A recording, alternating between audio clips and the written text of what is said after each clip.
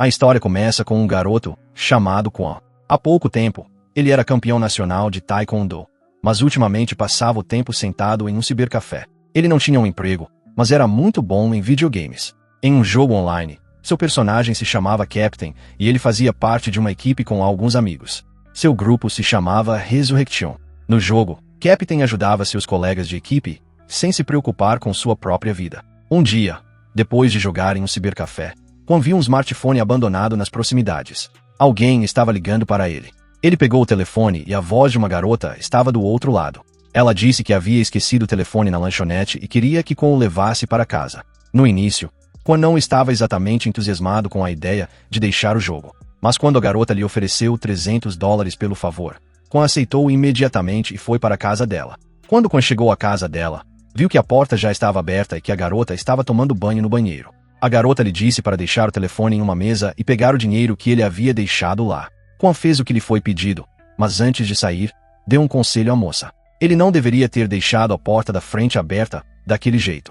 Entretanto, no dia seguinte, enquanto Quan dormia em seu quarto, policiais invadiram sua casa e o prenderam. Aparentemente, Quan foi acusado de assassinar a mesma garota. As provas contra ele incluíam o sangue em suas mãos, a arma do crime encontrada em seu quarto e suas impressões digitais e DNA encontrados na casa da garota. Havia também imagens das câmeras de segurança do prédio e seu sêmen encontrado na cena do crime. Em essência, Quan foi acusado de abusar sexualmente da menina 2 vezes e depois esfaqueá-la no pescoço e no estômago, causando sua morte. Quando a mãe de Quan soube da notícia, correu imediatamente para a delegacia de polícia, mas não teve permissão para ver o filho. Por fim, sua mãe foi pedir ajuda a um advogado chamado Minister.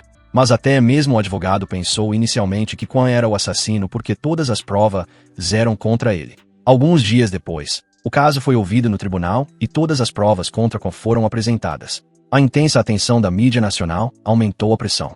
Assim, o tribunal rapidamente deu seu veredicto, declarando Quan culpado.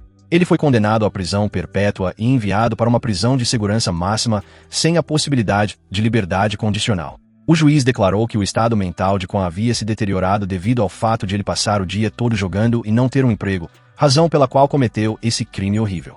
Ele foi levado para a prisão de segurança máxima no meio da noite. Lá dentro, Quan era como uma criança inocente presa em meio a criminosos violentos e duros. Um dia, Paul, um líder de gangue, notou Quan. Seus homens o agarraram e o levaram até ele. Assim que Paul começou a bater em Quan, ele reagiu com um soco, o que enfureceu Paul. Seus capangas espancaram Quan até a morte. Entretanto, depois de algum tempo, quando os guardas intervieram para interromper a briga, Paul alegou que Quan o havia agredido. Em retaliação, Quan foi condenado a 30 dias de confinamento solitário. A partir de então, ele passou a ser espancado quase todos os dias na prisão. Um dia, na mesa, outro preso deu a Quan um pouco de pomada para esfregar seus ferimentos. Esse preso acreditava que Quan não poderia ser o assassino. Ele também achava que Paul sabia que Quan era inocente. Por isso, continuava a espancá-lo, pois ele era um alvo fácil. No dia seguinte, o senhor ministro veio vê-lo e lhe deu a notícia devastadora de que sua mãe havia morrido. Ele deu a Quan o atestado de óbito de sua mãe para que ele assinasse. Depois disso, o governo cuidaria do funeral. Quan não teve permissão, nem mesmo para comparecer ao funeral da mãe. O senhor me explicou a ele que, depois de sua condenação, as pessoas comuns haviam importunado terrivelmente sua mãe, deixando-a muito deprimida. Mas, naquela noite, sua mãe apareceu para ele em um sonho e o abraçou. Ele havia prometido à mãe que provaria sua inocência. De repente, ela atacou Paul novamente. Mas durante a briga, ele acidentalmente se esfaqueou no estômago. Pouco tempo depois, ele foi levado ao hospital em um veículo de transporte da prisão. Mas, naquele exato momento, Quan se levantou e atacou os guardas. Naquele momento, porém, o veículo sofreu um acidente, ferindo todos os passageiros. Quan, que sobreviveu de alguma forma, soltou suas algemas e começou a correr. Quan fugiu para a floresta, permanecendo escondido. Pouco tempo depois, ele roubou algumas roupas e continuou correndo. Em pouco tempo, policiais de 7 países estavam procurando por Quan. Enquanto fugia, Quan notou um casal cujo carro havia quebrado. Eles estavam com pressa para chegar ao aeroporto. Quan os ajudou a consertar o carro. Em troca, eles lhe deram uma carona. Eles não sabiam da situação de Quan e estavam deixando o país de qualquer maneira. Então também lhe deram o carro para que ele pudesse vendê-lo e ganhar algum dinheiro. Por fim, Quan pegou o carro e foi para a cidade. Quan não tinha outro lugar para se esconder. Então foi para a casa do Sr. Min, esperando que ele entendesse sua situação. Min deu a Quan a última lembrança de sua mãe, o colar. Mas então ele chamou a polícia, dizendo a Kwon para se entregar. Ao ouvir isso, Kwon fugiu antes que a polícia chegasse. Logo depois, ele chegou a um cibercafé e começou a ler todos os artigos sobre ele. Todos eram contra ele. Mas então Kwon viu um documentário que dizia que ele havia sido incriminado em um caso falso. O autor alegou que Kwon não poderia ter abusado sexualmente de uma garota 2 vezes e tê-la matado em apenas 3 minutos, e apontou que várias provas do caso haviam sido adulteradas. Ao ver tudo isso, Kwon respirou fundo. Ele viu que o autor do crime era um homem chamado Harry que estava brincando com ele. Logo depois, Harry conheceu Kwon e descobriu que Harry era na verdade uma garota chamada Uli. Ela fazia parte da equipe do jogo Resurrection de Kwon.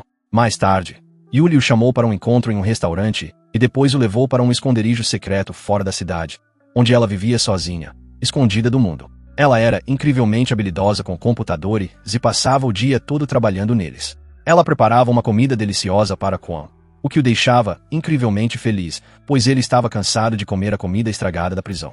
Pouco tempo depois, o restante da equipe do jogo chegou ao esconderijo. Eles queriam ajudar Kwon, assim como ele os havia ajudado no jogo.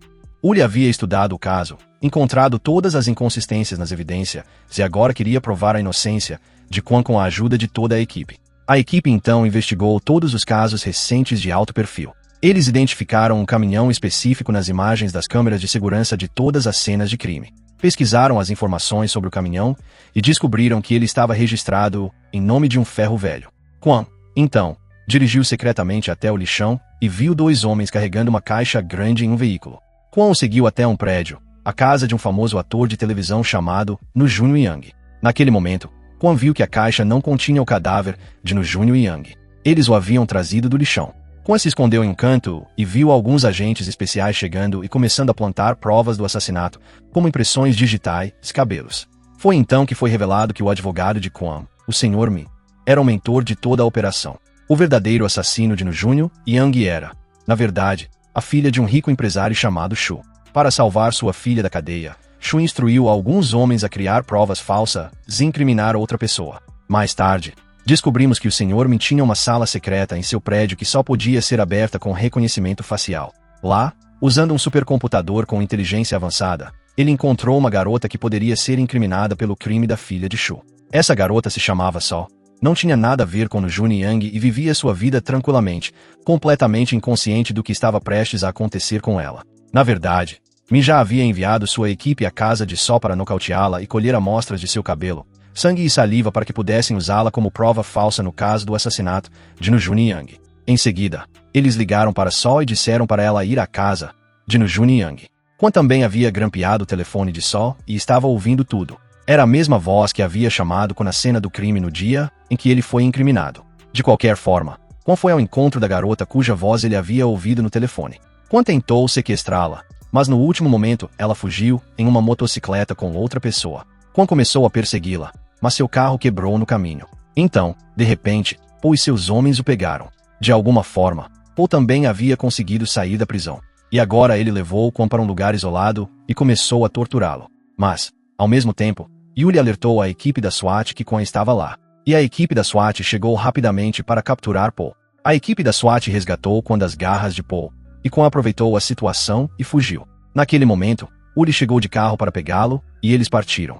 No caminho, Kwon perguntou como Paul havia conseguido encontrá-lo. Foi então que Yuli encontrou um localizador escondido no colar da mãe de Kwon.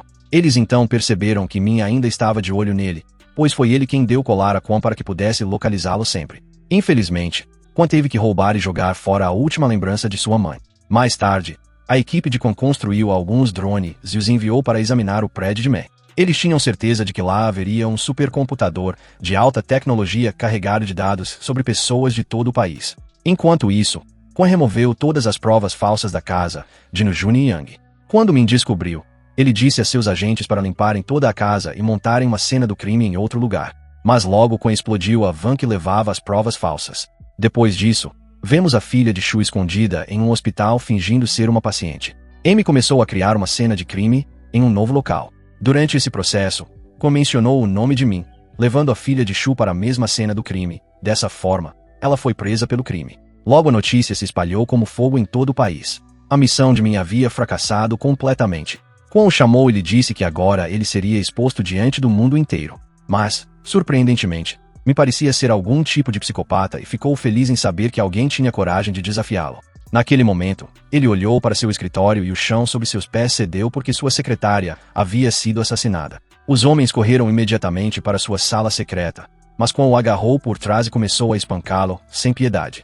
Lutando, eles chegaram ao seu supercomputador de alta tecnologia. Quando Kwon acessou o supercomputador de Min, ele encontrou vídeos de si mesmo sendo incriminado e vídeos de sua mãe fazendo campanha para sua libertação. Então, de repente, Min confessou: sua mãe não está simplesmente morta, eu a matei. Ao ouvir isso, Kwon ficou completamente louco de raiva e espancou os homens de forma selvagem. Depois disso, ele começou a transferir todas as provas do supercomputador de Min para o pendrive de Uli. Nesse momento, Paul ligou para Kwon e disse que havia sequestrado sua equipe e que os mataria se Kwon não viesse. Min ameaçou que, se Kwon não aparecesse em 30 segundos para resgatá-los, Paul mataria todos eles. Enquanto isso, no esconderijo de Uli, Paul atirou em um dos homens, mas errou. Nesse momento, a energia elétrica acabou, e naquele exato momento, Kwon chegou. Usando suas incríveis habilidades de luta, ele derrotou selvagemente os homens de Paul.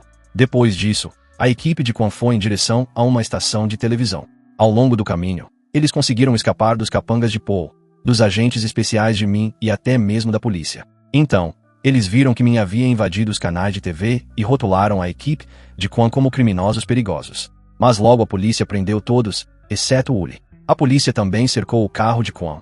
Então Kwon levantou as mãos e saiu silenciosamente do carro, rendendo-se.